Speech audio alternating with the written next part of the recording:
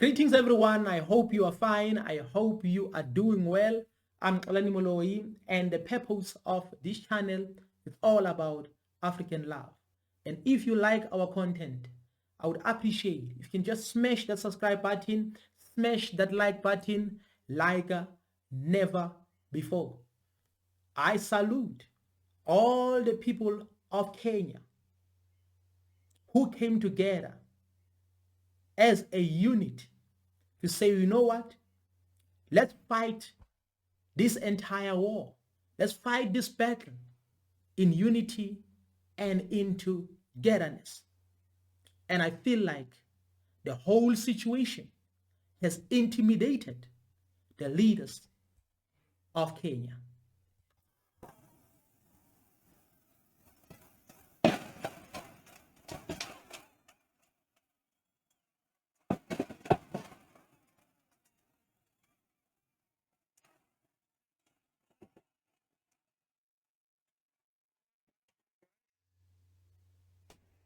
Consequently, having reflected on the continuing conversation around the content of the Finance Bill 2024 and listening keenly to the people of Kenya who have said loudly that they want nothing to do with this Finance Bill 2024, I concede, and therefore I will not sign the 2024 Finance Bill, and it shall subsequently be withdrawn, and I have agreed with these members that that becomes our collective position. Did he listen? Because I always say, if you are a leader, if you lead people, you need to lead by their voices. You need to lead by their needs. You need to lead by their command. Did President William Ruto listen to the people of Kenya? I can just give him a benefit of a doubt, but I don't want to give him much of a credit, because I want to give credit to these young people of Kenya, young and old, who came together and say, you know what? Let's put all these things aside. Let's put our differences aside. Let's put our culture aside, our traditions aside, the tribe, languages aside. Let's just fight with one purpose and with one vision. Because at the end of the day, we are all oppressed, irregardless of the tribe where you come from, irregardless of the language you speak. But at the end of the day, we are all oppressed. So it's better for us to put our differences aside and come together and fight against the system and fight against all these things that are against us. Then at the end of the day, I believe that these leaders were intimidated. Because if you are a leader, it shouldn't even get to a point whereby people are losing their lives for something that you should have prevented. Because if you are a leader, you have to make sure that you scrutinize your decisions, your moves very well before you can even introduce them. You have to say, will this decision benefit my people or not? In other words, you have to put yourself on their shoes. You have to say, you know what? It's time for me to put myself in their shoes and feel if this will benefit them or won't benefit them. Because at the end of the day, people are going to die unnecessarily because some of the people here have lost their lives. And we have to bear in mind that prevention is better than cure. President Ruto could have prevented this in advance, but they decided to allow the whole situation because this is how they behave in most cases. They're like, okay, they will protest and then go home. But it was not like that this time. The people of Kenya were persistent in what they were looking for. They were like, we want this tax bill cancelled. We don't want it. And again, as a leader, you should not feel intimidated because you think maybe they might not elect you in the next elections or in the upcoming elections.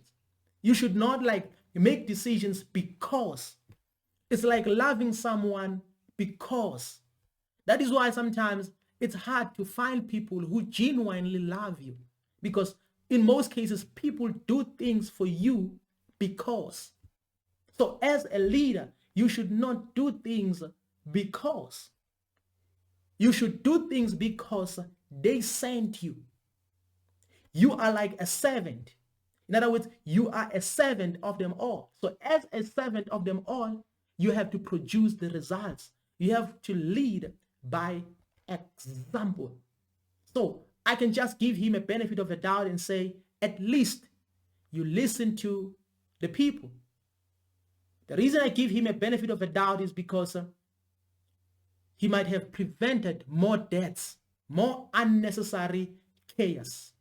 The reason we are saying no to corruption is because we are not a poor country and Africa is not a poor continent. We are a very rich continent, but our main enemy is corruption. So if our leaders, you would listen to us. You see, I don't have a gun. So if someone would shoot me, they would be doing a disservice. And the same thing is happening in Nairobi, that young people are shot without having any weapon. He's actually talking sense to other people. Africa is rich. Kenya is rich.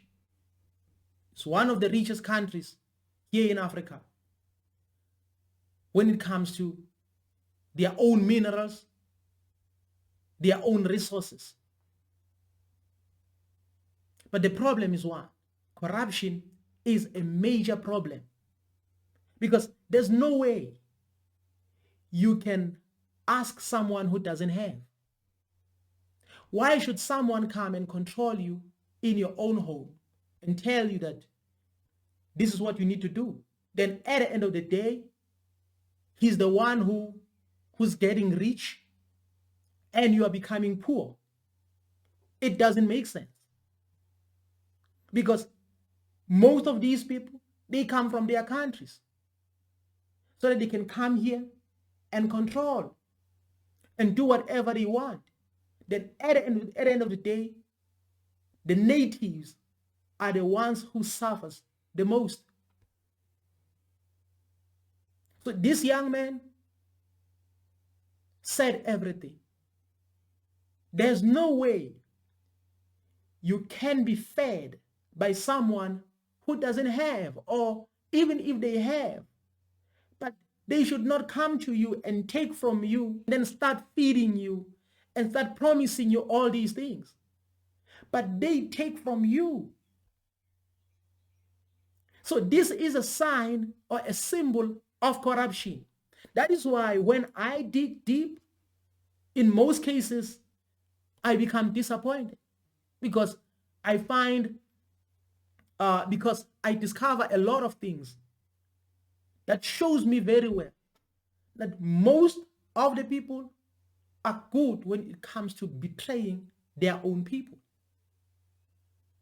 There's no way. This is just corruption. In other words, if corruption can come to an end, then everything will be fine. But the only way to get rid of corruption, before we can even talk about accountability, before even we can talk about trustworthiness and all these other things, is to love yourself. That is why this channel is all about African love, to encourage Africans to love one another and to love themselves. In other words, you should not mock God Almighty and think like maybe God was unfair to create you. In other words, people should love themselves. If leaders can love themselves, they will be able to love their own people. Then after that comes accountability, trustworthiness, kindness, and all these other things. I would appreciate if you can just smash that subscribe button, smash that like button like never before.